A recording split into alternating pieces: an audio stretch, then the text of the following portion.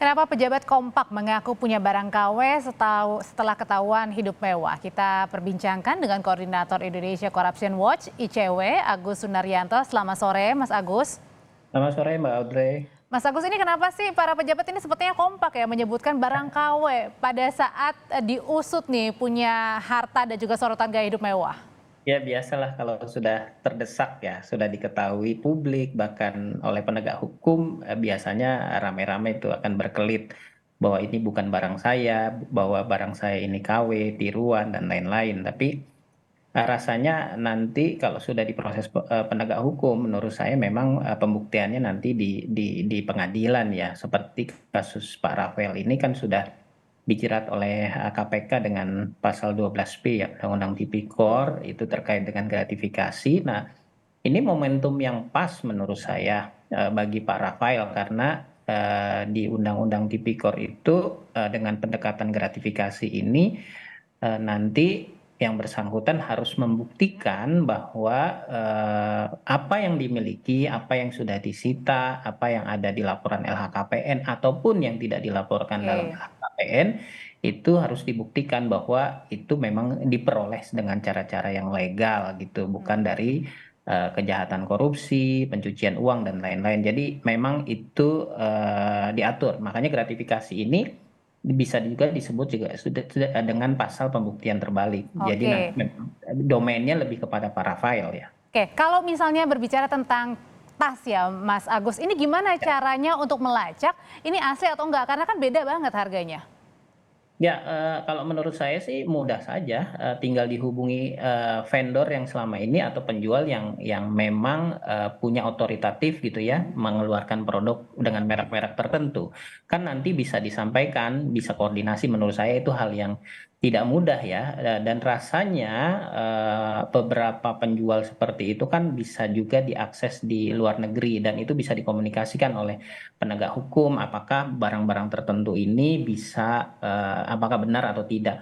Dan saya rasa di Indonesia juga banyak cabangnya ya yang bisa menjual seperti itu juga dan banyak juga yang bisa membuktikan bahwa ini adalah tas branded atau KW gitu. Jadi rasanya sih tidak sulit ya. Dan menurut saya tas ini kan hanya salah satu ya, hanya salah satu barang bukti yang diambil oleh KPK. Mungkin saja nanti berkembang karena kalau kita lihat yang disampaikan oleh KPK kemarin gratifikasinya ini 12 tahun kalau tidak salah dari 2011 sampai 2023. Artinya ini cukup banyak loh, cukup banyak Oke. tempus deliktinya cukup panjang. Saya rasa nanti akan dibuktikan dan harus diingat juga KPK sudah menemukan 2 alat bukti sehingga KPK berani menetapkan tersangka kepada Oke, Rafael. tapi kalau setelah menetapkan tersangka itu kan disita dulu ya, tapi kenapa Ya, kira-kira tidak langsung ditahan saja tersangka yang sudah ditetapkan seperti Pak Rafael ini? ya, menurut saya ini subjektivitas penyidik ya.